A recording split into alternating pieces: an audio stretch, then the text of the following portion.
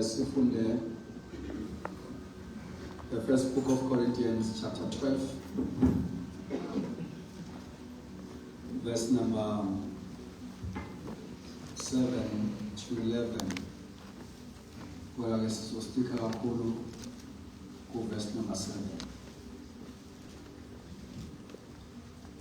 First book of Corinthians, chapter 12. We are reading verse 7 to 11. Verse 7. Elo ke uphiwa ukubonakalisa umoya. Uze kube kokulungele bonke. Kuba omnye kunento uphiwa ngayo umoya ilizwi lobulumko. Kodwa ke omnye ilizwi lokwazi. Kwangalo moya. Umbi ke uphiwa ukholo kwangalo moya. Omnye ke izibabalo zesiphiliso kwangalo moya. Omnye ke uphiwa imisebenzi yamandla. Omnye ke iziprofeto. Omnye ke ukucalula omoya. Umbuye inhlobo zelwimi, omnye ke ukucaciswa kwelwimi. Zonke ezo zinto zisetshenzwa ngalo moya munye. Mabele lokho kwakhe njengoba athandayo. Ngaqaphela ukuthi there is a repetition yalamagama athi omnye. Omnye ilokhu, omnye ilokhu, omnye ilokhu, omnye ilokhu. So bangaze baphele bonke laba omnye kungavela kwabo. Uthi omnye soyinkantola. Kanti indawo iniyezibona mawungaveli lapha. Omnye kwalo omnye ungaze phele uthi indekho into la emayinathi ngapha lakhona. Alibonke amagama kaJesu. Amen. So, iziphiwo zikamoya ongcwele zingama manifestations yizo eziveza ubukhona bukaNkulunkulu ebandleni. Alibonke igama likaJesu. Indlela umoya ongcwele avela ngayo kunomehluko phakathi kwe-presence ne-manifestation. Hallelujah. Amen. Wonke umuntu osindisiwe unalento esibiza nge-indwelling presence of the Holy Spirit. Alibonke igama likaJesu. Amen. And ubhapathiso i-baptism kamoya ongcwele uma umuntu ehlelwa ngamandla. Umoya ongcwele kafiki emntwini empty handed. Ufika ephethe some gifts. Amen. Alibonke igama likaJesu. Amen. Ingakho la verse number 7 uthi but the manifestation of the Spirit is given to each one for the profit of all. Is given. Awuzunikezwa mawusufastile wazila waphila ubungcwele cha. For the fact ukuthi usindisiwe unomoya ongcwele, you do have isipho at least 150. Ingawula kuthiwa ke these manifestations are given. You're not going to be given. You are already. You already have it. Hallelujah. Amen. So, wonke umuntu okholwayo, wonke umuntu osindisiwe onomoya ongcwele wagcwaliswa ngamandla kamoya ongcwele unaso isipho. Right. Isipho uyaba naso ungasazi. 2, isipho uyaba naso usazi kodwa singasebenzi. 3, isipho uyaba naso sisebenze kodwa not in the right way. Amen. Uyaba naso isipho ungabe aware of it. Uyaba naso isipho ube aware of it kodwa singasebenzi. Sibe dormant. And uyaba naso isipho sisebenze but not in the right way. Isipho uyakwazi, igift uyakwazi ukuyimisuse. Futhi igift uyakwazi ukuyi-abuse. There is a misuse of gift and also there is an abuse of gift. Come on. Amen. Are we together, Mathandikazi? Amen. Now, isipho usimisuse kanjani? There are many ways of misusing a gift. A gift is misused uma ngabe uyifaka kwi-competition. We don't compete ngezipho zikamoya, but we complement. Amen. Amen. La eKorinte lencwadi ebhalwe lesifundayo ibibhalwe ibandla ebelinezipho zikamoya zonke zisebenza kodwa zimisuzwa. Ukhona bazalwane? Zinjani? Zimisuzwa. There was a disorder of spiritual gift. That is why verse number 1, uthi concerning spiritual gift, I do not want you to be ignorant. Niyasebenza ngazo kodwa anikho informed, anikho knowledgeable how to use it. As a result, anikwazi ukubenefita kuzo ngendlela elindelekile because there is a misuse of gift. Now, you can misuse isipho naso ngokuba ucompete ngaso. Two, you can misuse isipho naso ngokuba ube ne-pride. Usebenze ngaso isipho out of pride. Sure. That is a misuse of gift. Ungakwazi ukusmisuse isipho futhi ngoba ibandla ungalakhi ulidivide. Izipho zinhle futhi ziyingozi mayisebantwini abangakholeki. Izipho mayisebenza kubantu abangekho matured asikwazi ukwenza what is expected. Amen. That is why kwingozi ukusheshe uoperate kwi-gift kakhulu i-character ingakadevelop. Ungabe nayo i-wisdom. I-character yakho ingakashapeki, ungabe matured. Right? Now, there are dangers of gift. What I'm saying is one of those dangers of gift. Izipho singakwazi ukuba singene kwi-competition ngazo, singakwazi futhi ukuba isebenza out of pride. Ikhona abathandikayo. Amen. Yes. And isipho uyakwazi ukumanipulate ngaso ibandla. So man. Uyakwazi ukumanipulate ngaso ibandla isipho. I want to speak today. Amen. Gift can be used in a way of manipulating the church.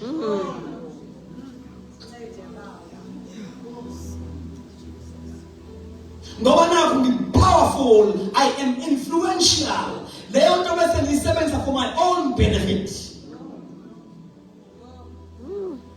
To get what I'm saying? Amen. For my own benefit. Because get gift enginayo, I can influence people. I can gain a favor yabantu. And then capitalize ngalokho. Ngize ngibe ne-prize engivayithwa ngayo. Uma uzulu ezophuma nje eyoshumayela, kufanele unikeze imali engaka. Sure. Now, manipulation, yabona uyakwazi ukusebenziswa isitha unaware. So man. Unaware. Let me tell you, idinga more teaching. Le point engisuka kuyona. Yabantu ababezwe uNkulunkulu. Uthola khamba babe nemali abasebenza ngayo njengamotshani ngoba ikhona nemistake ephinde yenziwe ibandla kubantu ababizwa uNkulunkulu taking for granted ukuthi is a servant of God. Uyabona? Yeah, we need to strike a balance now. Right? So you can manipulate the church. The gift. Ikhona futhi into evamsukwenza khona nibe careful kuyo bathanda bami enkosini. You know hey moyengcwele Jesus. Speak Holy Spirit. Now, asikhulekele ukuthi i-doctrine, sound doctrine ibuye ebandleni. Amen. Lena ukubikela with wisdom and love. Friends, sikhulekele ukuthi i-doctrine yesu, a sound doctrine must come back to the church. Amen. Amen. Ngoba izosolve inkinga eziningi. Inkinga eziningi eziphinde futhi ziphathe indlela yethu yokunikela. Angisho ukuthi sinikela khona manje, angisho angikhuluma ngalokho. Ngikona bathandeka? You see, if ibandla lishiftile kwi-doctrine lingasekho esifundisweni esiphileyo. Leyo nto iyafecta ibandla in all aspects.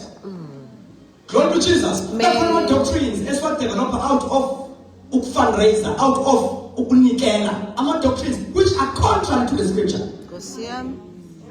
Oh. Yes, not to you know. Kosiam. You know. Futhi niyazi nje motivator ngayo manje kumnikelo. You know. Uma singahlala phansi siqale kahle simtshele ukuthi ni wrong kuphi. Uma nizo motivator ukunikela based on this reason. Leyo ni contract ethambo scripture. Sure. Bese bakhona ke futhi uthola ukuthi kukhona uthola ukuthi kube khona abazalwane abakhodi ekunikeliseni and lento yomoya ukuthi ibandla lihambe libe financially driven. Lingabe driven by commission. Yeah. Ngize ngibe nama skills nginazi ukuthi ngifuna ngimthinte phi uma sengimthinte lapho bese ngibeka isitsha la. Ngakathi ngikhaya. Sengiyazi manje ngimthinte ngakathi ngikhaya bese ngibeka isitsha ngizongibeka. That is manipulation. Ulidlwengula ibandla, ulirape. I understand this is too much. This is very strong. Rape. Now, abantu must be motivated by the scripture, by the word, pure word. Oh Jesus. No, ungalanda usisi lwasekhaya. Ulanda usisi lwenhlalo bese out of usisi akunikele. Amen. Jesus. Ukhuluma nathi sibenza okhala. Bese uthatha opportunity yokukhala wakho uthanda ukufaka inikelo lakho. That is wrong. That is wrong. We must give out of love. Give out of being motivated by the scripture. Amen. By the word. Now, as we become lazy to teach, the doctrines are foreign. Are foreign. Do you know? To be saved from in demon, I must be a prayerful person. Amen. I can't give, but to be safe. Yet I'm lazy to pray. There's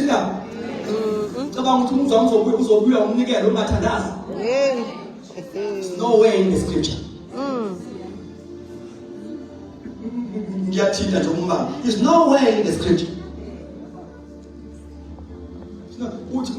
Lazy to pray. Listen, it shall be given. Hey. Huh? Amen. No. Can you all say no? No. No. No. You need to be prayerful.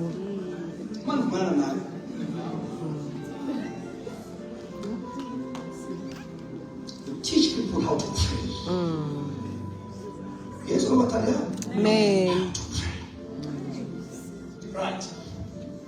A gift was only misused. Sebenziseke kabi. Kufana nokuba kwi-position yokubasemandleni. Ngibe kwi-position njengoba ngiyi-leader nje. Ngisebenzise that position of being a leader to manipulate the church. Right, that's clear. Gift can be misused. You can all say gift can be misused. Gift can be misused. So, they are not for competition. And don't use them to benefit ourselves, to enrich ourselves. Now, that's what the apostle. In chapter 8, verse 16 to 17, from the car. Peter and John, kulamanye converts kafika Philip kweshamandla. And verse 18 uthi when Simeon saw ukuthi ngokubeka kwezandla ukhonzenzakalayo, when he saw wayesethi ke ay lamandla angwathela, when he saw the demonstration, when Simeon saw kusho ukuthi ke yabona lapha chapter 8 akuveli njengoba amanye ama-chapters where we see the accounts where abantu behlelwa ngamandla kaMangcwele speaking in tongues. Yabo chapter 2 verse 4 behlelwa ngamandla bakhuluma ngelimi kubhaliwe black and white. Chapter 10 verse 46 to 47 emzini kaCornelius behlelwa ngamandla and they spoke in tongues kubhaliwe they spoke in tongues. Chapter 19 book of Acts Paul ebabeka izandla verse 6 uthi they spoke in tongues and prophesied. Kodwa chapter 8 verse number 16 to akuvela ukuthi bakhuluma ngelimi. Kodwa akusho ukuthi abazange bakhuluma ngelimi. Why ngisho njalo? Le verse 30 verse number 18 uthi when Simeon saw wabona Simeon ila ibona something was audible and visible. Okay.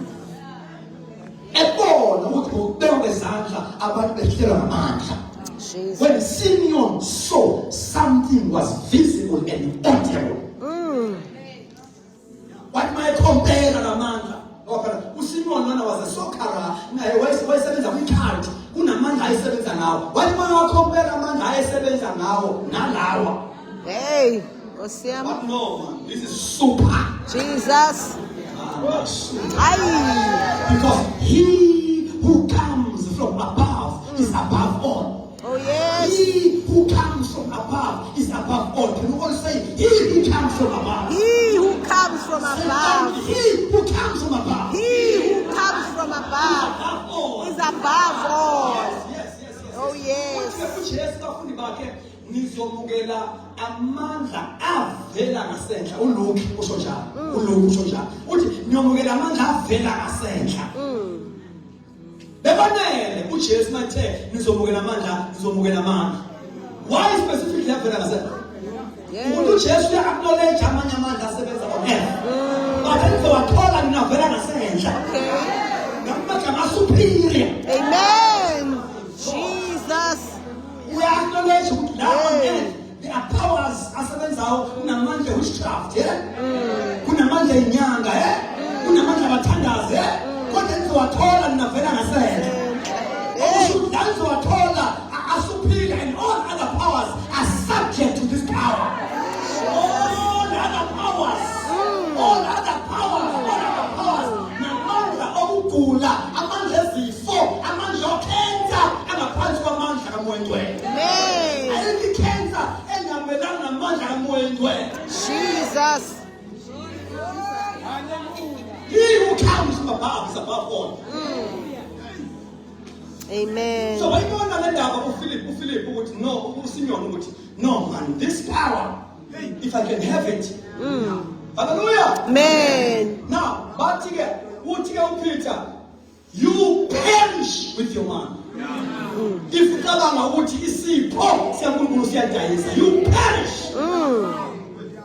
Amen. Amen. Amen. You perish with your money. Baphelile abashumayeli abajalo. Baphelile. Babengayithathi imali kaSimyoni abanamhlanje. Imali ama-bad motives.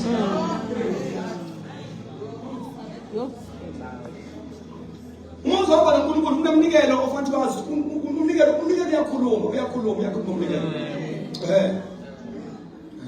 Umuzwa wami bangelide noNkulunkulu. Awuthathi yonke iminikelo enikezwa abantu. Ngoba iminikelo ukukhipha eqinisweni. Osiyam. It's a compromise. Maneko ngiyamodana. Amen. Sure. Hey, Osiyam. You perish if you think ukuthi isipho saNkulunkulu siyadayisa. Amen. Perish with your mind. So, izipho zikaMwendwele ezokuseva ibandla. Not only ibandla, and also ezokufulfilla i-Great Commission. They work within and out. I guess within and out. Within and out. My servants are part, they edify. Praise God. Amen. La ngaphandle, my servants are ngaphandle to the dying world. La shumala konsivangela. They cause people to pay attention to Christ. Okay. I kulamba shumaila to Christ. Amen. My God. And umufunda kahle iBhayibheli uzothola ukuthi ngentshumayelo kaPeter ngemini yePentecost kwasindiswa 3,000. How many? 3,000. Kodwa ngokusukuma kweshosha esahlezi kwe-Beautiful Gate kwasindiswa 5,000 if we count kahle, but it was more than 3,000. Yabona? I-demonstration of power. Ivangeli elihamba ne-demonstration of power. Lenza ibandla likwazi ukugena isivuno esikhulu as compared to sihamba nge-message engena demonstration. Futhi akukho biblical ukuba sihambe nge-message engena demonstration. Iswa i-prayer ifuneka khona i-prayer, iyafuneka i-prayer. But i-prayer yenza ukuthi izwi lande namandla linqobe. Lenza i-prayer yenza ukuthi izwi liprevail. Kuthiwa lapha uncwadi Ezekiel 19, the word grew mightily and prevailed. Amen. And prevail. So the prevailing of the meanings of the word, akusho kuphela ukusindiswa kwabantu. When you carefully study Acts chapter 19, andibonge igama lenkosi. Amen. Kuqala kwele ndaba engishoyo, wafaka idoctrine kaMwendwele kuma verses angaseqaleni. Ebakhipha kwibaptism kaJohane, ebafaka kwibaptism kaMwendwele. Hallelujah. Abelisa kwethamana and word prevail. To the doctrine of the Holy Spirit. Mawehla uqhubeka ngendaba yegospel iqhutshwa uPaul eEphesus. La prevail futhi izwi kwasindiswa ama-client kaDiana. Wehla umnotho wase-Efesu. I-Asia Minor yonke. Ngoba i-Efesu ibibuswa isithixo esikhulu esikhonzo uDiana. Kunethempeli enkulu. Praise God. Hallelujah. Amen. Now these clients ezayidayisa ithusi ngoba wayespecialize ngalokho. Mabesindiswa kwafanele ukuthi bashiye yonke into ababeyenza nokudayisa izinto zekhathi.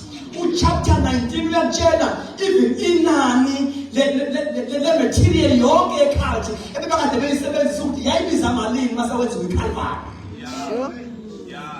Bathatha uJesu bathatha nezinto ebeyisebenzisa zakwa apostoli and they Amen. The word was prevailing. Alibona igama lenkosi. Aliphumelele completely. Iministry yezwi aliphumelele completely. Mawusasindiswa abantu ingekho i-demonstration of power. Nabo abantu abasindiswayo basindiswa ama-levels angafani. Nikhona abazalwane bami nkosini? Nikhona yini? Nikhona abathanda ngayo? Please nizweni.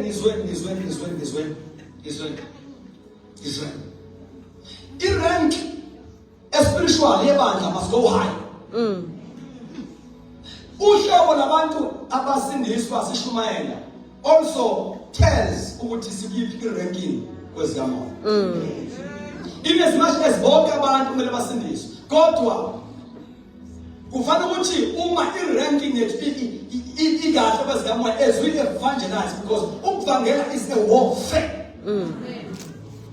So kufanele sikwazi ukuba sibe spiritually fit for that warfare in such a way that we will be able to win all categories. Slogan sikathatha ubheke usithi kwesiphansi sashaya, kwesiphakathi sashaya, sashaya, all levels. Nikhona ukuthi Amen. yes. Now kufanele kanjalo ivangeli. Now isho ukuthini ke lo? Isho ukuthi yabo nama sivangela kukhona abantu abasindiswa nje bebanjwe imijolo uthando lezwe. Those are minor demons.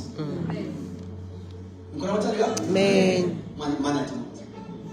Kufanele ukuthi sikwazi ukushaya nabantu ababanjwe ikhathi osimo. Usindiswe izangoma zale ndawo. Abantu ebebanjwe ama-evil altars. Futhi bephila ngekhathi. Oh Jesus. Amen. Makubiza ufakazi lapha, ufakazi umuntu okade isangoma ene-altar afakaze. Ngoba lento yethu idlafumuka idlasilasa. Ithi sadle ezinye philiphi ezinye. Amen. Glory to Jesus. Ufakazi abantu ebekade bebhaba. Bengalale ebusuku bebhaba. Bebanjwe namandla. Now the word must grow mightily and prevail. Hey. Ayisukwenzeka overnight. Kumele ukuthi ibanga each and every local church ibuyise i-prayer. My house shall be called a house of prayer. Abiyindlu indaba nama-divisions. Abiyindlu umthandazo. My house shall be called a house of prayer for all nations. Hey. Ake sithi kwephansi. Sashaya. Kweyphakathi. Sashaya. Kweyphezulu. Sashaya.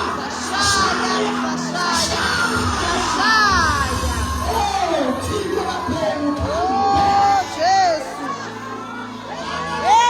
Amen.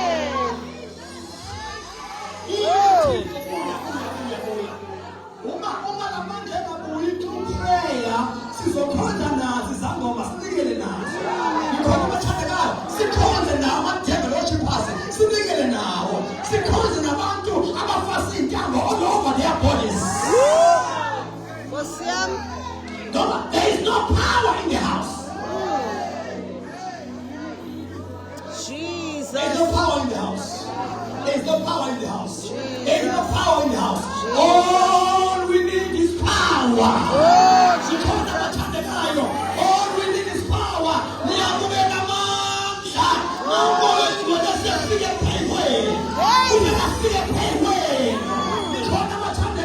He must come upon.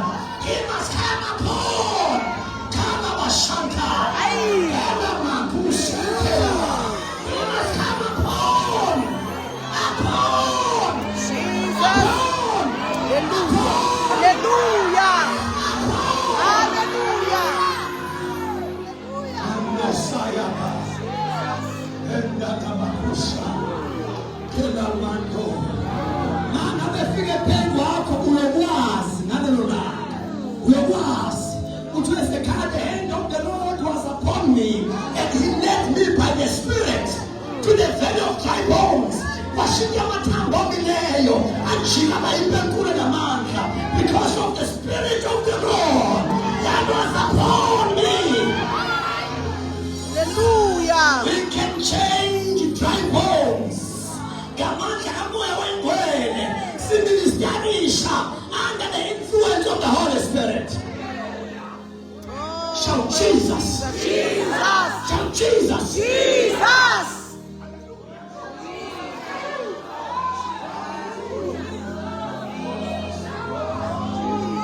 The manifestation of the Spirit is giving.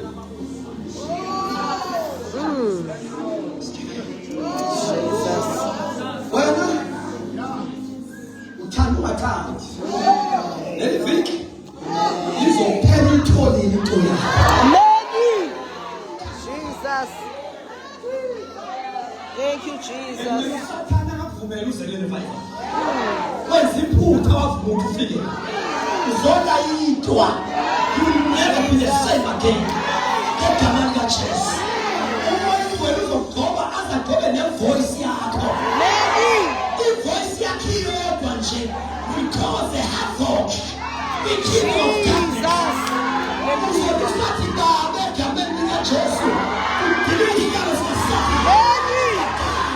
Jesus. Oh, Jesus.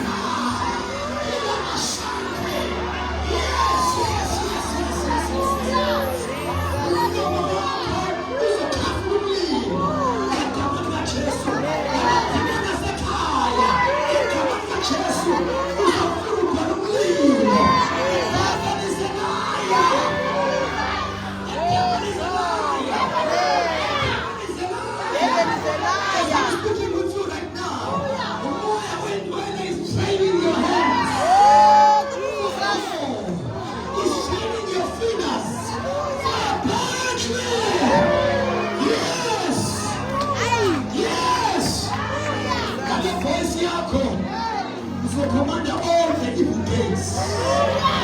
You shall decree and declare. Panamani Masana. With your voice. With your voice. Oh, Jesus. Praise Jesus. Devil is a lie. Hallelujah. Devil is a lie.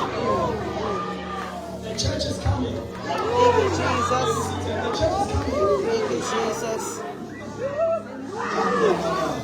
Ah.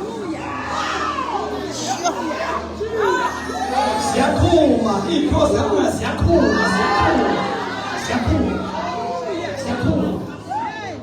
We cannot afford in such a time as this. Ukukhonza njengamaSulumane. Sikhonze thuleke ukuthi ube silent. Angoba igama likaJesu. Imithombo egqitshwa ngamafilisi iyavulwa. Amen. Igama likaJesu. Amen. When is redigging through the doctrine of the Holy Spirit, is redigging all the wells. And teach them about demoni. I'm a Phyllis Escata spirit of soul. A demon of Jezebel. They are serving a notice. They cannot be Jezebel. They try to walk in divine power. Oh, yes. In Jesus' mighty Oh, name. yes. Sons and daughters will prophesy. Thank you, The Jesus. devil is a liar. Our young man, they shall see visions. Oh, yes. Yes. Jesus. This is a prophetic generation. Aye. This is a generation of power. This is a generation of signs and wonders. Aye, Jesus. I'm there with theological college. I'm there with Bible school. I'm there understand. Jesus. Sinigiwe. It works again. It works again.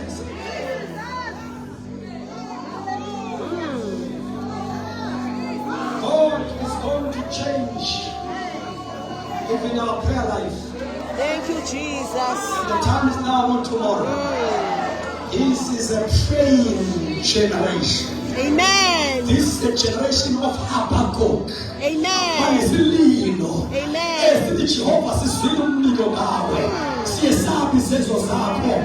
Revive your work in our time. Glory to Jesus. Amen. This is a grooming generation. This is a travailing generation. We want to see the manifestation of God's glory in our time. Amen. You can't afford to be religious and pray in such a time as this. We need to labor. We need to travail. Oh. Amen. Thank you, Jesus. Yes, but in the realm of the spirit, something is happening.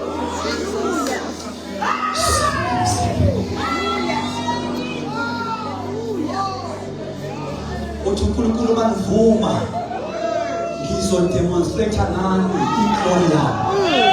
Uthi manivuma bantwana bami manivuma I will demonstrate my power.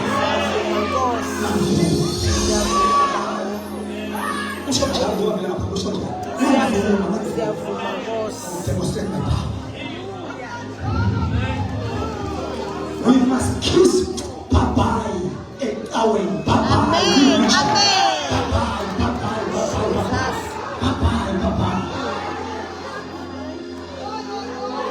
We must kiss bye-bye umoya ukawa. We must kiss bye-bye. Bye-bye. Umoya ukawa. Bye-bye. Glory to Jesus.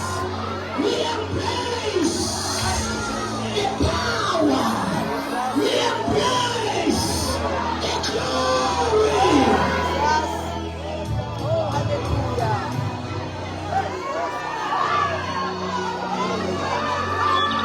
We are going to become a prophetic church. We are going to become an apostolic church, a Pentecostal, a spiritual church. No demons. We have a space here. Get come out of the church in the morning. Yes, yes, yes, yes, yes, yes. All demons of religion, they are serving a notice. Amen. Thank you, Jesus.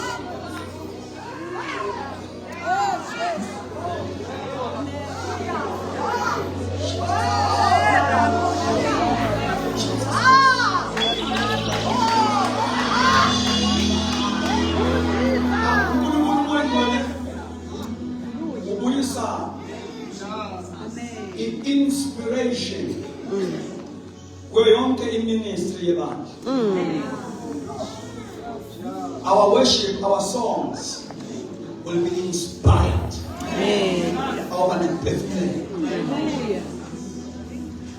I'm declaring and I'm prophesying. Our prayers will be inspired. All teachings and sermons will be inspired.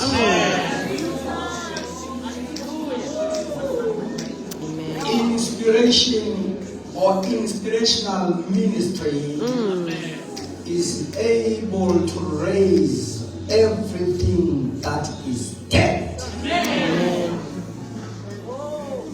Awazi ukulalela intshumayelo egcotshiwe and remain the same.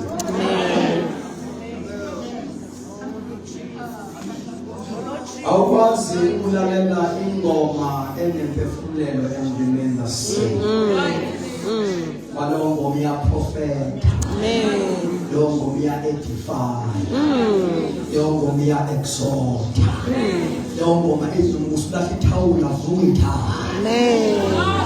Jesus. Ekutshela ngeke kufike umuntu la endlini. Ngeke sikhoze nabantu abakwi state abasesimweni sokuba babe ngabafile bephila. Uma kubuya i-inspiration kwi-ministry yebandla. Bazawufika bebethwe izimo beziphefumule. Avotale phansi uhambe noNkulunkulu wakhe. Asibiyeke ngempela ukusonta, asibiyeke ngempela, asivalelise. Namhlanje usuku lokuvalelisa eqawini. Siyavalelisa. singene i-pureness kamoya, singena kumoya. Oh, sivumele futhi disorder ikungene yona kuqala, sibe disordered first. Yes. Umfunde kahle 1 Corinthians chapter 14 verse 40. Umfunde kahle. Uqala ngamagama othi let all things be done. Engathi nomfunda bese uyapause. Before uzothi with decency and order. Ufuthi let all things be done. Ngamagama let people prophesy. Let people speak in tongues. Nangabe sekwenzeka ke in decency and order. First of all, let all things be done. First of all, let all things be done. Asikwazi ukufaka i-order kungakenzeki. Ngikho mathandekayo. Jesus. Asikwazi ukufaka i-order kungakenzeki. Asikwazi basuke sithi nje asingene kwi-decency and order. Singakangeni let all things be done. Hey. Azithi sithi senzeke sonke izinto. Asikuzulile kamoya nje. Asiziprophetic. Aphila bagulayo. Akwenzeka. Mase kwenzeka ke then we teach order. The order that does not quench what is happening. I must tell you before verse number 40, verse 31, uthi be eager to prophesy. Desire. They said, do not forbid to speak in tongues. Eman vele Paul, elibandla likhuluma ngelimi nje. Eman vele ba prophet nje. I-approach leyo egcwele wisdom. Nikhona mathandekayo? Amen. Vele ba prophet, kodwa uthi desire to prophesy. So leyo kuyashela ukuthi i-teaching kaPaul nama-gift kuleli bandla elale disorder, i-teaching yakhe was not suppressing what was happening, was not quenching what was happening, but he was striking a balance. Because sometimes mangabe singenayo i-wisdom kaPaul, when we try to set in order i-operation kamoya, siyisethe ngendlela eqima umoya. Sam. Thina sisenze order siyaqina. Yabuza uthi imposto. Ibandla vele liyabhabha emoyeni. Engathi ufaka upetrol no. Udesire to prophesy. Do not forbid to speak in tongues. I want to see these things continue happening. I'm not teaching for the purpose of preaching. I want to see this thing continue happening. But with verse 40. You see, let them continue. But with verse 40. Amen. So, when we set in order with spiritual gift, ukusetha in order ekusebenzeni kamoya. No, sisuke singafaka umoya kwi-order. Abantu esibafaka i-order. Hayi umoya.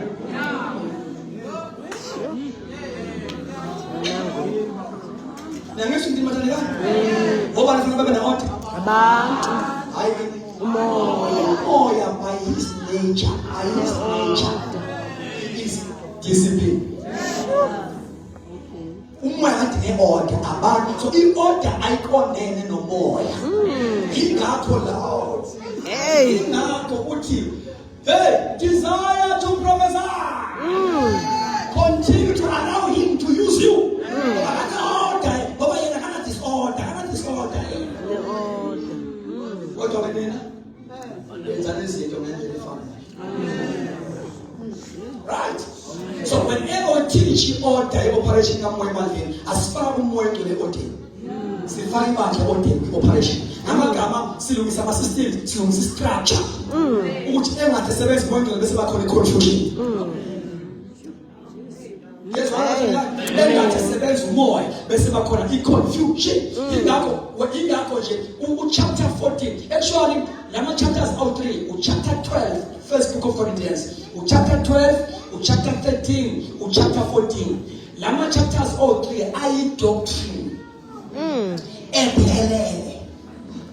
kuba ingafundiswa ebandleni, and we can take even 3 months sifundisa chapter 12, 13 and 14. Sam. Yes, Amen. So when we teach about the order ebandleni, we operation kamoya, ayoni order yokufaka umoya odini. Order yokufaka abantu bakamoya, sifaka abantu bakamoya, sibafaka odini, abantu bakamoya, sibafaka odini. Right? Buka ngoba uthi uPaul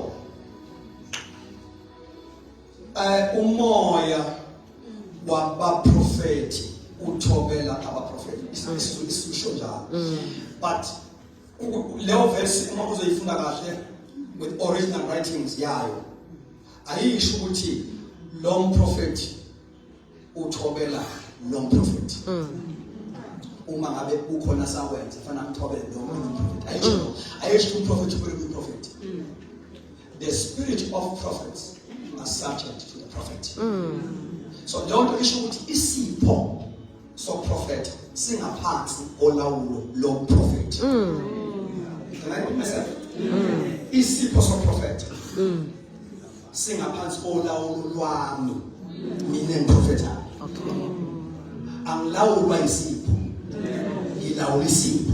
Amen.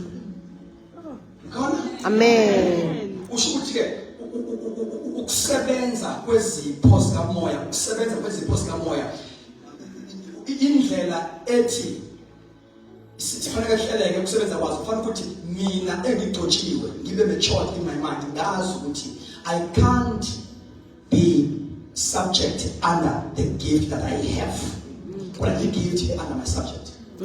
Ibingeke ibe khona phela le phrase ethi nidedelane kanti asikwazi ukuyibamba. Amen. Is it not? Nidedelane. Uma kusambula utho omunye esikhona abanye bahlole yabona and makhono saphakama omunye ame athi umlinde is right Lord. Ngishilo is right. So ngeke be khona into ukuthi nidedelane kanti asikwazi ukuyibamba mangabe sefuna. So dedelana kanjani manje? You see? So it's very important ukuthi when uNkulunkulu ekukhulisa kwi gift yakho yazi ukuthi you are accountable and you are responsible. Umoya ongcwele indlela asebenza ngayo akasebenzi njengomoya omdaka. Kezona bathanda? Amen. Akasebenzi njani? Njengomoya omdaka. Umoya omdaka mawusebenza emntwini uyakwazi ukuthi ukwenzise izinto ezimasikisi nje. Uyabona uma uJesu this father uma efika nengane yakhe egulayo uyiletha abafundi bakaYesu. uYesu usentabeni nabafundi abawu3. Labafundi abasele la bahlule ukukhipha idemon. Nikona bathanda uJesu sebuya nabafundi abawu3. Lo baba uthi hey Jesu le ngane yami ngiyilethe abafundi bakho behlule ukukhipha idemon. Ngibonga ngama Jesu. Amen. So ke usiyachaza ke baba ukuthi le demon mangabe li attack lo mntwana lenze njani. Uthi le demon uma limfike lo mntwana uyawa awele emlilweni. Ezela. Amen. Awele kuphi? Emlilweni. That's how umoya omdaka operates. Kodwa umoya ongcwele akwazi ukwenza emlilweni. That is why uyakwazi ukuthi udriver imoto yakho. If what my cause accident. Amen. Magic if emotweni you speak in tongues but still you are focused because umoya oyingcwele is a spirit of a sound mind. Jesus is a spirit of a sound mind. We are about to publish in tongues. But it is a spirit of a sound mind. Now, siyakhula ke kodwa kwi-operation kamoya. Kubantu ke abasanda introducewa umoya oyingcwele ke uyakwazi nokho benze lezo zinto. That's where we start. Asiqale si-perfect sine-short. Khona afuna siqale khona. Ikhona bathanda ka? Amen. Kodwa we grow. We grow. Ingakho kuthiwa ningaprofeta nonke abanye ngabanye besithoke ukuze bafunde ukuze njani bafunde. So there is learning with prophecy. Ukuze bafunde bonke you learn learn to prophesy. You learn. You must be educated. You must be taught how. Amen. So early izindlela esifunda ngayo uprofeta mina nithini ithwasa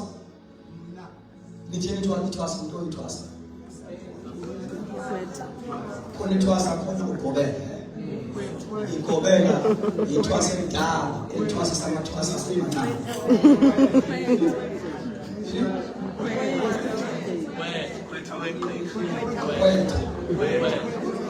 right lana eprofetheni kukhona abantu abakwi-level la khona i-gift yabo idinga ukuba ibelethiswe. They need midwives. Beyizwa lento ikhona. Amen. So kwi-environment enabaprofethi abadala bayakwazi ukuthi laba these upcoming prophets babe activated ngokubuka ukuthi how to prophesy kulabo badala. Kubalulekile ukuthi ungabe umuntu oneminyaka kwi-prophetic ministry but ube childish again. Ngoba laba baseza bazocabanga ukuthi lento yenza amaprofeti ayiyo ngoba la enkosini sifunda ngokufundiswa and sifunda ngokubona. Come on people. Amen. Sifunda ngokufundiswa sifunda ngokubona. Njengoba ngishumayela nje kunabantu abangomotivate aba-encourage ngisababuka namanje even their teachings. Mangabuka they activate my ministry more than before. Okay. Amen. Because that's how God shape your ministry. Iministry yakho iyakwazi ukushape abanye abantu of your same kind. Futhi ufuna ukuzazi ukuthi unikezwe ini uphiwe ini. Ngikho namathandeka. Enye indlela yokuhlola uma nje umuntu enjoya teaching, it might happen to be a good gift of teaching. Okay. Uma umuntu othanda kakhulu abantu abafakelayo, it might happen to be a ministry of evangelist. Ngikho namathandeka. Amen. Yeah. Now, come closer. Now, kubalulekile ukuthi sazi ukuthi isipho si perfect asikhuli sifika si perfect kuwe asikhuli isipho kuthiwa all good and perfect gift are from the Lord. Isipho sifika kuwe siphelele uwe okhula kwi-operation isipho. Okay. Amen. Asikhuli isipho Ulamna. uwe okhula kwi-operation. Sifika si perfect siphelele. Amen. Yesu abathandana eliswa ngesipho ngesipho ngoba siphelele si-complete si-perfect. Ngikho nabathandana I can be influential. I can do mighty things. But i-character yami isabheda. Iyabazi ba-perfect gift umuntu ongekho perfect. Aso Jesu. I-gift iyakwazi ukungenza nibe ne-favor yabantu uyilungisele kakhulu. Ithanda nabantu ngenxa yesipho kodwa uNkulunkulu ngimluse. Yixo. Abantu i-tendency yabantu bayathanda umuntu ogcotshiweyo abantu. Kanti uNkulunkulu kaphela ogcokweni ufuna i-character. Sure. Ingakho ukuthi abaprofethi benyani angeke babone ngoba beprofetha. Babindeni bakhetha uprofetha and-check ukuthi bahamba kanjani. Niyobona ngeyithelo ngeyikhala. Amen. Abenyani. Jesus. Abenyani. So i-gift is perfect uma uNkulunkulu ekunikeza iphelele. Kufanele uma ngikunikeza isibhamu isiphe igama. Asidingi lutho wena futhi ukhule kwi-operation. Uyakwazi ukuba nesibhamu ufike kusebenza uku-operator. Siphelele asidingi lutho wena uyasikrowa kwi-operation. Iselfoni yakho namhlanje mhlawumbe une-cellphone expensive apha nje today usayifunda iphelele. And you must grow the operation. Njalo. Hayi. Hey. Grow the operation. Ingakho nje uma ukhula kahle kwi-operation gift uhlala njalo experience a new dimensions. Uba nalo ubungqina ukuthi uNkulunkulu uyakwazi ukwenza into ngami namhlanje. Uma ngithi ngiyayizama kusasa ingakusenzeka. Kunjani ukuhamba noNkulunkulu? You experience a new dimensions with operation, new dimensions. Oh, nikhona bathanda. Amen. New dimensions from time to time. Yabona umshumela manje, bengashumayela nje last week. I'm experiencing new dimensions. Amen. Same gift, but I allow umuntu othangkhulisa beyona. I experience new dimensions. Amen. Ngiyakwazi ukuthi ngiwuthisha wezwi, ngiphinde futhi kulo uthisha, ngiphinde nge-apostolic again, ngiphinde nge-prophetic again. Yay! Nkosi yami. Jesus. Ungabi stagnant kwisipho sakho. Isipho sakho singabi ndawonye. Grow. Even windlela othandaza ngayo must grow. Windlela othandaza. Oh, bawo. Grow. You grow windlela othandaza. You learn how to be prophetic in prayer. Pray prophetic prayers. Nkosi yami. You learn how to travail in prayer. Pray labor ward kind of prayer. Uthandaza osalayo.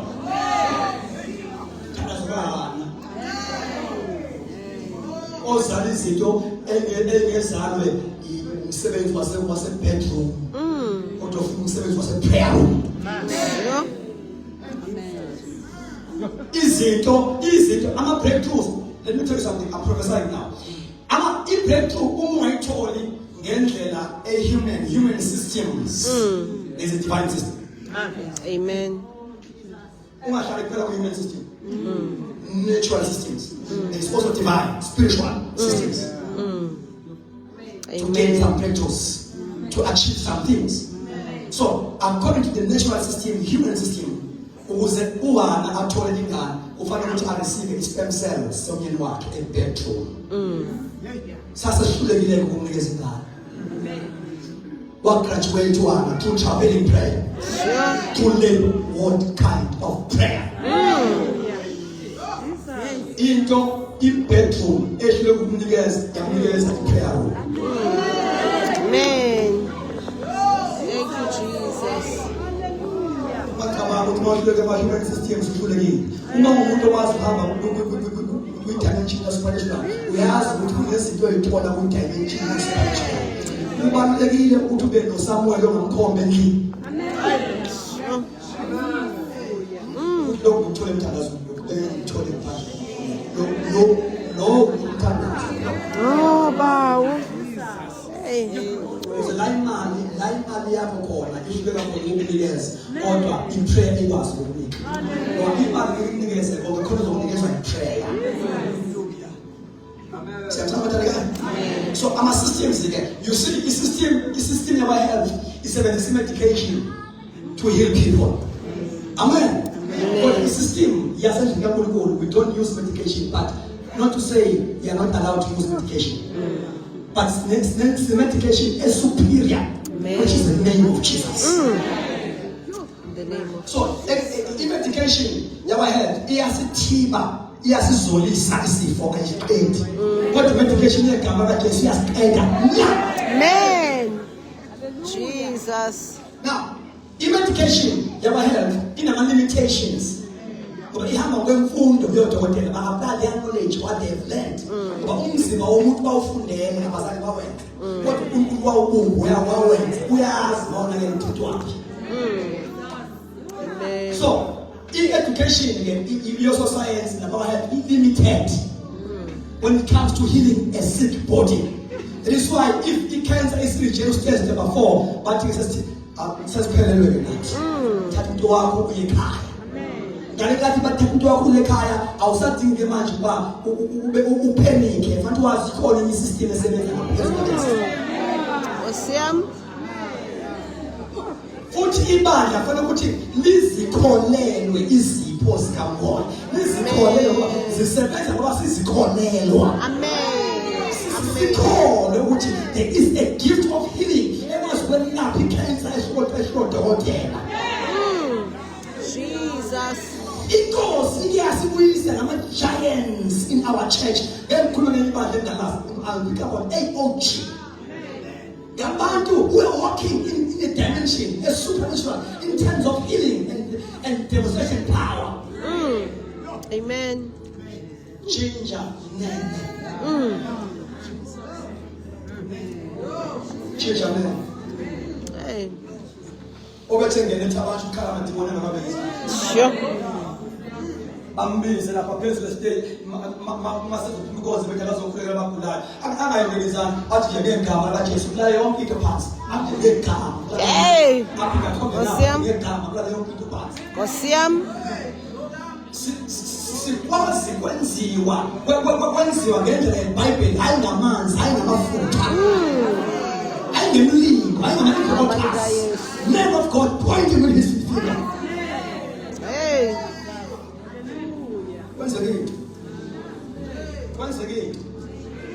Kwenzeke into abangamazi babutshintsha nene ngiya-challenge ngena YouTube ubhala Ginger Nene ikhona episode esanda kwenziwa ngaye ngamadodakazi akhe owa-interview benikeza i-history yeministry about Ginger Nene. Okay. Uthi evangelist Ginger Nene Okay. izovela i-episode ulalele kahle ukuthi bathina abantwana bakhe ngeministry katata. Uthi lo mmoja umndodakazi wakhe wayegula esesibhedlela, the daughter of Evangelist Ginger Nene. Mayegula esesibhedlela mayefika utata uthi wayemthatha wayenamancoco nje khona uJoker. So mayefika lapha ewodini ahlale phansi ajoke aqeda avalisa afukama athi aphatheka umndodakazi wayemamkhulekela tata. Ukhona into ayenqena yamncane intombazane ukuthi amkhulekele. Uma ethi ngegama lika Jesu waxoxa iwodi lonke abantu bakhipha ama-drip. Nkosiyam. Yo. Hayi. Bayoyika ukuthi uyazazi makalibiza igama lika Jesu yonakala. Hey. Bawo. I-Department of Health, go and listen to that episode. I-Department of Health yenza request. Leso specific request ukuthi bacela ukusebenzisana noJinger Nene waqaba. Bathi uNkulunkulu azange ashasebenze. Ba iward yaba empty yonke. Nkosiyam. Abantu badischarge bonke. Hey. Engazange ababeke izandla ethenge ngegama. Jesus. Oh, Jesus. Iyabalelwa imimoya. Iyabalelwa zindimoni. Iyabalelwa izifo. Hallelujah. Igama likaJesu. Hallelujah. Jesus. Hallelujah. Ulibiza. Unakoda namandla. Ay. Thank you, Jesus. Oh, wow.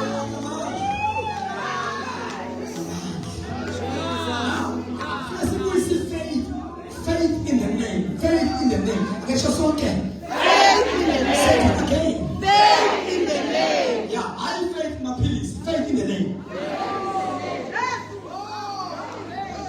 Hey. Once we teach faith in the name, even in Sunday school, we will keep them at the morning calling. Once we train Abazalwane and teach them faith in the name. Can you say again? Faith in the name. If faith is a spiritual force, what is faith? A spiritual force. So if you are Jesus is spiritual force, the faith. Who's the lesson service? Hey. Faith, if faith you want to do that, is a force that refuses to give up up until it breaks to heaven. Owesifazane waseKhanani uya kuJesu ugulile umntwana wakhe. Wadiscourage abafundi bakaJesu bathi bangumsindo. 2, wadiscourage istatement sikaJesu uthi uJesu anginamthatha ukudla kwabantwana nginikeze izinja. Kodwa kwasho ukuthi une-spiritual force. Se-faith. Uthi nalaka Jesu nezinja ziyadla. Imvuthuluke yotafuleni. Wathi uJesu angizange ngibone ukholo olungaka even kwa-Israyeli.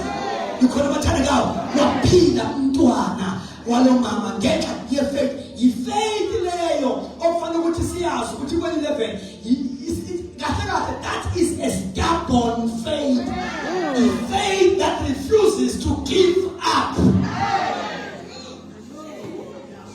You must stubborn faith. what is the object of that faith? I-faith kubani? I-faith kubani? Istrength se-faith siza ngokuthi yi-faith kubani? Yeah? Owesifazane onesifo somopho bleeding for 12 years. Kuthiwa wanele wezwa ngoJesu. Jesus, object of faith. Wanele wezwa ngoJesu.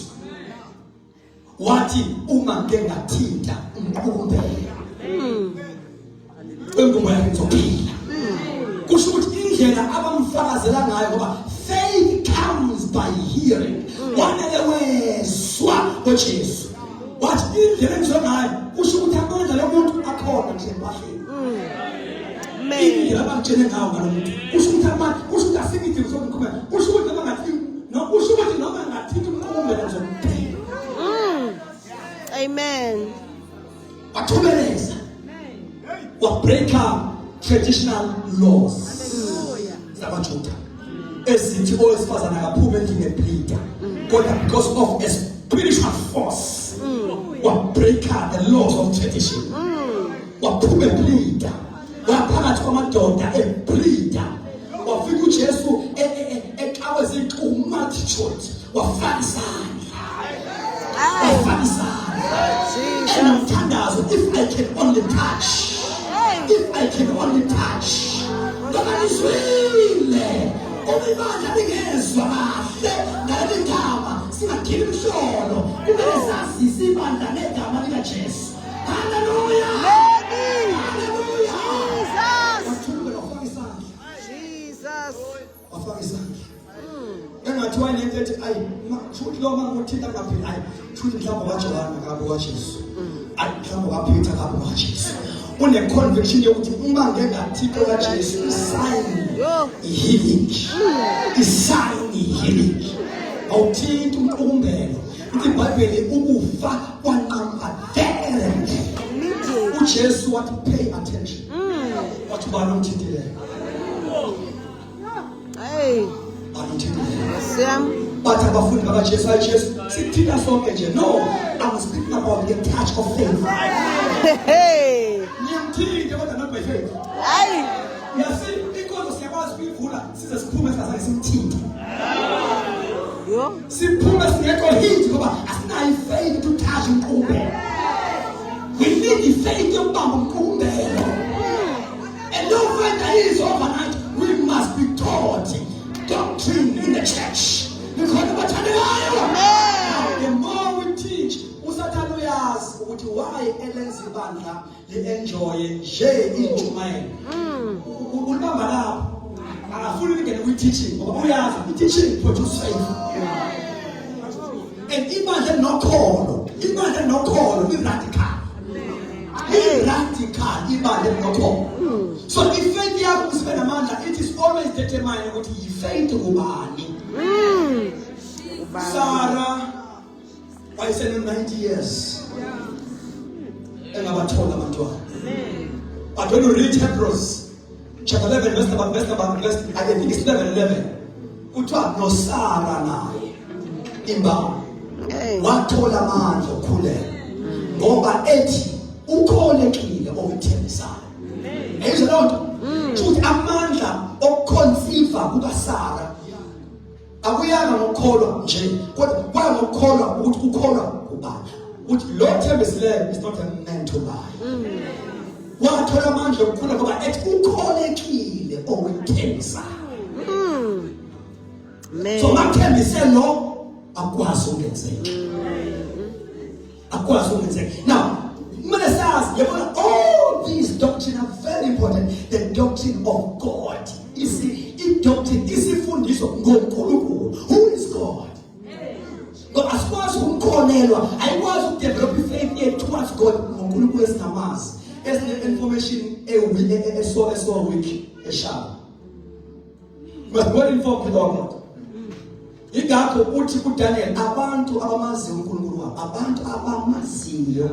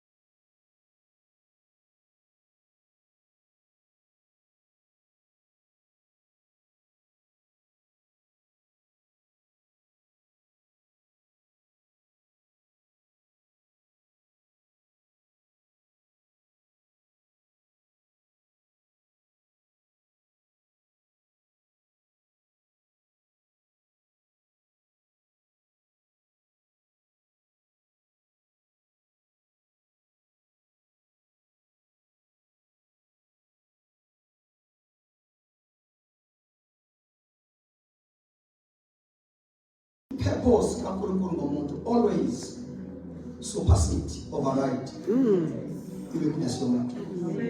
Bamlinda uNkulunkulu u-Ananias ukuthi aqede nge-report anayo ngoSono ukuthi umaze njani, wamlinda.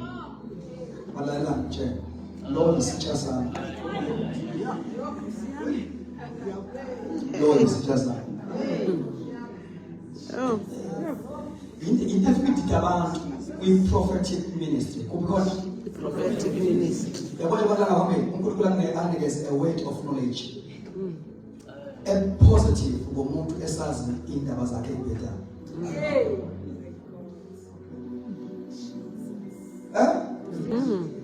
Athi uNkulunkulu iyo athi uya mighty woman. I want to use you. Mina nazi indaba zakhe. uNkulunkulu kahambi nge-report ka-Ananias. Kuneya uthi lo isitsha sami. Ngizomyeka ngoba nakho ejikisa amakhono. Uyisi uma ngiyeka uSono kusho ukuthi anze ukuthola ke uhalf wencwadi zeNew Testament. Yo. Osiyam. Amen. Uma ngiyeka uSono kusho ukuthi ke ngizoba neBhayibheli elingaphelele. Ukujikisa amakhono nje ugcwele uhalf weNew Testament. Hayi. Uphethe revelation yokuhlala emshadweni. Noma engathi ushada yena. Kodwa ngizomsebenzisa njani? Uphethe isambulo somshado. Nje. Akabanga ukuthi umuntu mayedla utshwala ehliwonga. Akanazo into ekathini. Sure. Basethaveni nje abavangeli. Basethaveni nje abapostoli. Yay. Abaprofeti. Amen. Ingakho uJesu kazange ayi-overlook-e, akazange am-overlook-e owesifazane waseSamariya. Ngoba overlook abafundi babo. Waya kuJesu. Ngoba uJesu wayengaboni nje i-prostitute. Wayebona an evangelist.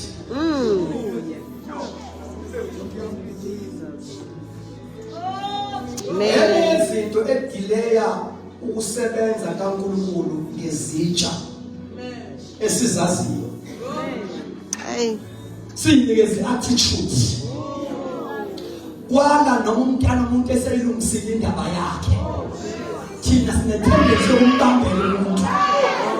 Kanti phela igama ethi repent kusho ukuthi kuphose ukuthi umuntu axole noma sewomile. Yini into repent kangaxolelwa.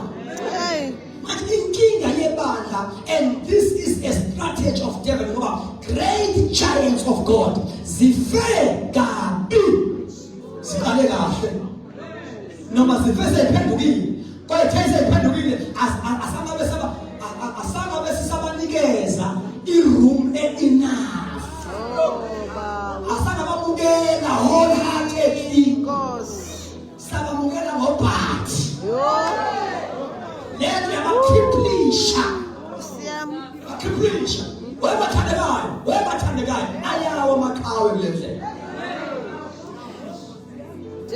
endlela ihanjwa ngamandla omuntu endlela ihanjwa ngomoya nangegrace kaNkulunkulu.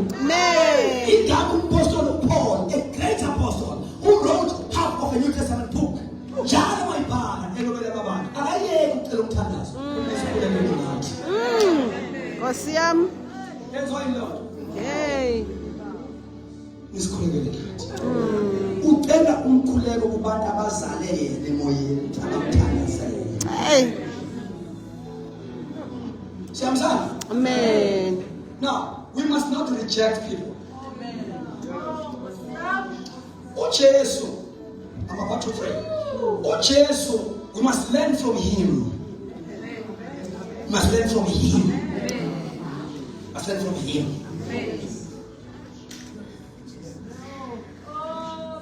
Uthi kuPeter, lalela waPeter. Le passion yakho ngiyayibona. Uzomphika.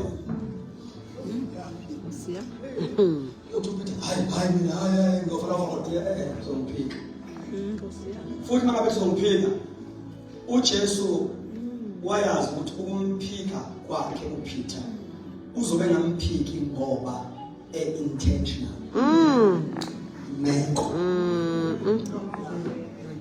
ahle ukuyimela uzobe ngamphiki ngoba intentional ukumphika uyamtshela uzomphika kodwa back in his mind uJesu wayazi ukuthi uzobe ngamphiki uPeter ngoba ukumphika kwakhe intentional Amen. Lesi sizathu esenza ukuthi uma uJesu evuka after 3 days i-meeting yoqala, oh my God, i-meeting yoqala ibizile abafundi bakhe uma ethumela i-message uthi hambani nitshele abafundi bami ukuthi siyohlangana eGalile bese ethi nikuzini ngamlibala Nokwethu. engathi uJesu noma engaphansi kwethuna he was thinking about Peter. Konje kunabantu uNkulunkulu akabayeke angekavumi ngabo aphathi impebo lakhe ngabo lisaliseke. Amen. You know that? Kunabantu uNkulunkulu angavumi ngabo aphathi yabo namhlanje sizokuleka noPeter who denied Jesus. Jesus. Mayivuka uthi nitshela abafundi bami siyohlangana eGalile uthi ke ningumkhokha uPeter. Yambona uJesu efika Peter emreviva emlanjeni esebuyele olwandle laphana edobeni la thathwa khona esebuyele khona. uJesu uza nemessage yokumvuselela uthi Peter usangithanda na engathi uthi Peter angendaba nama mistake owenzile as long as usangithanda sisekalahamba uhamba. Amen. as long as usangithanda sisekalahamba uhamba. Samthanda na uPeter yambona eshaya ngamahloni ekhophoze ethi yebo Nkosi uyazi wambiza wathi 3 times. Angifuni ukungena kwi-theological background yalo story but he asked him for 3 times. Samthanda na. Amen. Umbuzo ukuthi why uJesu elandela uPeter kangaka? No, alandela uPeter as a person. You see? Ite likaNkulunkulu ngoPeter alivumi ukuthi amdedele. Ngezokhala bathana.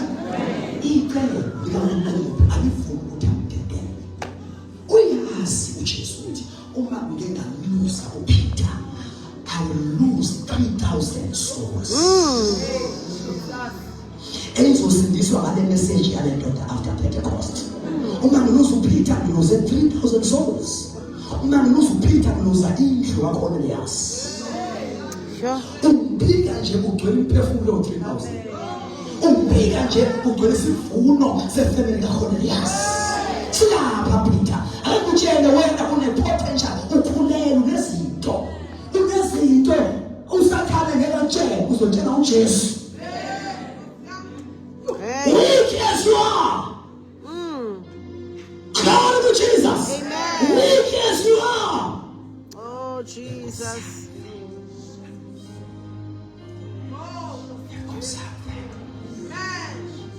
Lapha khona kufika izinto treasures. Uthi yini wena kwesikhathi bekhona izinto ezistrange ezenzeka kubantu. Ngibona enye ama-signs ashow ukuthi uNkulunkulu unento special ngengane. Fanele ngane number 1 mhlawumbe izozala umama okade struggle ukuzala. Athi necessary. Like someone. Praise God. Doke uwana sasivala uNkulunkulu sasivala ngomadimoni. Ngikhoya ukuthandeka. Amen. Noma sizelo legathu ukuthi ihlasela izifo iyagula ayikhuli kahle. Something.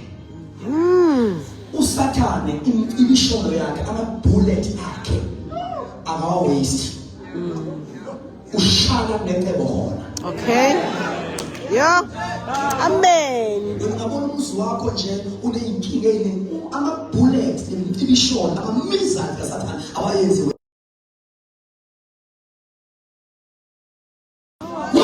Ukuthi if you experience some strange things uzibuza ukuthi Nkosi kanti mina ngakholwa kanjani ngithandaza kanjani uSathane does not waste his bullets.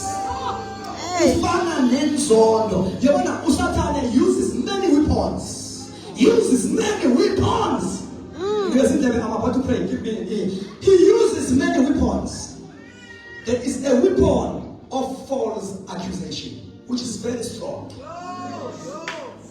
Yeah, you see, accuse again to myself. Amen. Ngoba uSathane ufuna ukudenta your name and your character. And ayikho weapon is so powerful generally. What was with how to handle the weapon of false accusation? Misrepresentation. Misrepresentwe ngabantu. Bathethe nganto ngeyona. Amen. Amen. That is very strategic. You see, think about the story of Joseph. Joseph was enticed by this woman for many days. The Bible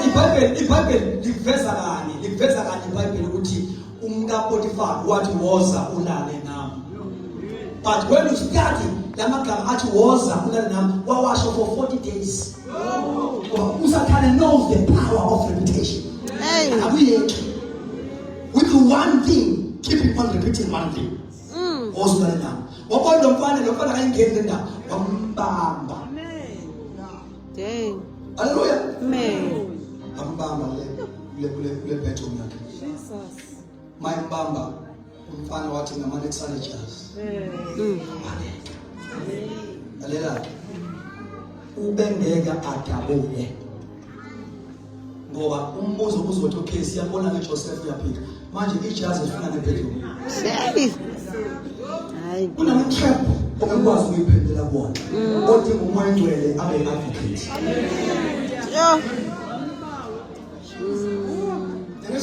Amen. Abaningi bangcwatshwe yi-false accusation.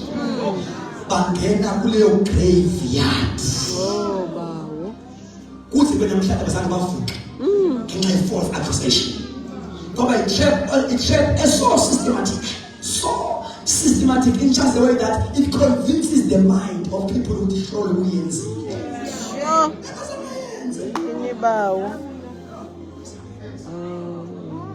Usizwa yini i-false accusation?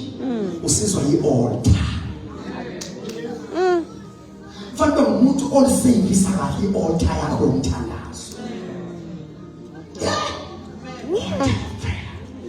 Yenza ukuthi nabantu abakhuluma kabi but ngenxa ye-altar of prayer you don't hate them. Azangabazona uJoseph wafowabo babathanda baze basigcinele benenze into masisikizi. False accusation. Misrepresentation. Oh, Jesus. Uthole something masakuyenze. In character is divided. Guess what I'm telling you? Amen. It's divided. That is why you must learn to walk with God, not people. Ngoba into ezokwenza ube victorious ukufunda ukuthi kuhanjwa kanjani uNkulunkulu. Amen. I know it's late. Amen. The more you learn to walk with God, you will learn also how to forgive unconditionally. Uyafunda ukuthi kunabantu kufanele ngibathandele ukuya ezulwini. Ngingabasondi. Ngoba ngifuna ukuya ezulwini I have to love them. Ufunda ukuhlala etafuleni elilodwa nezitha zakho. Udle nazo. Sure. And remain ungekho bitter. Ngoba i-aim ye-false accusation ukuthi impilo yakho i-develop i-bitterness, i-develop i-anger. Nikhona abathandekayo? Once I develop i-anger, noma ngimshumayeli, uma ngi-bitter, ngilimele, ngine-anger, now i-bitterness umoya omubi uyafuna ukuvela njalo. Ngimshumayeli ilungise i-bitterness. I may be powerful, preaching powerful, but it is it then. It defies the ministry. It defies the assignment. That is the purpose of the devil. And once I develop anger, I'm going to show my attitude right. In ministry, young will lack the spirit of love, will lack wisdom, yet I'm powerful. Hey. So manje welapha amasonja namhlanje ahamba imali empini. Glory to Jesus. Jesus. Ayafuswa singene theater. Hallelujah. Siyaphelethwa kukhishwa bitterness, kukhishwa anger, kubuzwa spirit of love. Glory to Jesus. You can't run the race that is set before you with bitter heart.